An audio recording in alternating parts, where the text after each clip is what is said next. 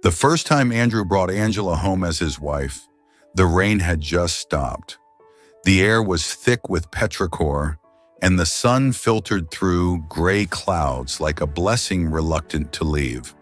She wore a soft blue dress, plain, unembellished, and carried only one suitcase. His friends had married women from wealthier families, women who arrived in cars with tinted windows, trailed by designer luggage and sparkling jewelry. They'd whisper praises about their wives' extravagant gifts and branded perfumes during their weekend visits. Arriving in sharp suits, their wives in high heels and glossy smiles. Andrew would watch them, sometimes with pride, sometimes with doubt. Angela was different. She didn't wear much makeup. She didn't talk about brands. Her greatest luxury was her silence, the calm, unshakable kind that only those who have seen life's darker shades possess. Yet their life was peaceful. They lived in a modest house nestled on a quiet street, shaded by old trees and painted with the soft noise of birds at dawn. Andrew's ready-made garments business thrived. Orders came in bulk.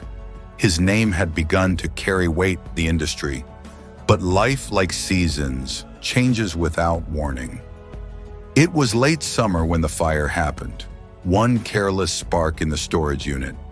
That's all it took. Within minutes, the factory was ablaze. Flames clawed at the walls, swallowing inventory, machinery, and years of hard-earned success.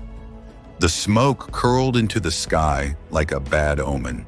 Andrew stood frozen across the street, the orange glow of destruction reflecting in his eyes.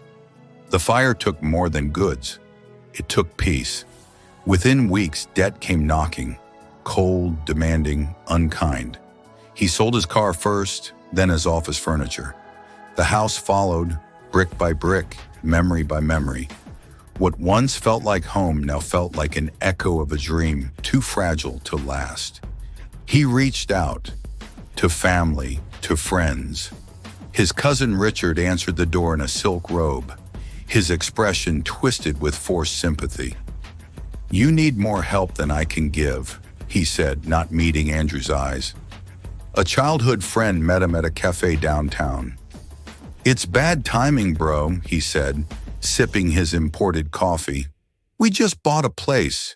You know how it is." Andrew walked back home that evening under a pale sky, the wind unusually cold for spring. A part of him began to wither. Sleep became a stranger. He stared at the ceiling for hours, haunted not by what he had lost, but by what he had become. And yet, Angela remained. Every night she sat beside him, folding laundry or stirring soup on a flickering stove. She wore old clothes without complaint, stretched meals into miracles, and lit candles during power cuts with a smile that never faltered. "I've seen worse, Andrew," she would say, gently rubbing his shoulder. "This time shall pass." She never asked why the world turned its back. She only asked what they could still do. One rainy evening, Andrew finally spoke about ideas, about possibilities. He had never done this before. To him, business had always been a man's realm, but now the line between pride and practicality had faded. Angela listened intently, pouring tea into chipped cups. Then she leaned forward. "My friends, most of them are part-timers. They pool money and invest in small things. Catering, stitching, even soaps.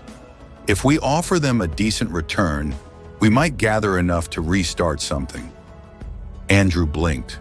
This was the same woman he once thought too modest, too ordinary.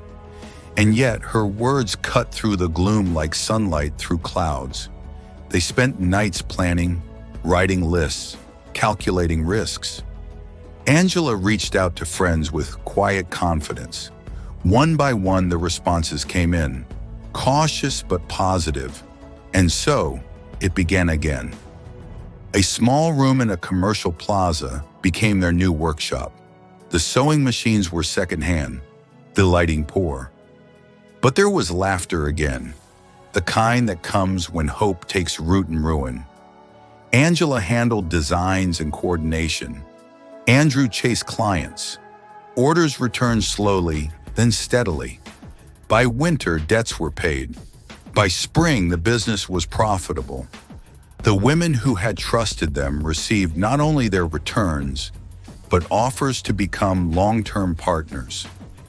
One afternoon in their new office with bright, white walls and clean wooden desks, Andrew handed Angela a folder. She opened it to find co-ownership papers. "You've carried me," he said, his voice thick. "It's time we carry this together." She didn't speak. She only smiled, like she had done on the very first day, soft, calm, and certain. They named the business AA Garments, not for Andrew and Angela, but for always ascending. Because even when they fell, they rose again, together. And Andrew, he never envied anyone again, because no amount of gold or luxury could match the strength of the woman who stayed when the world walked away.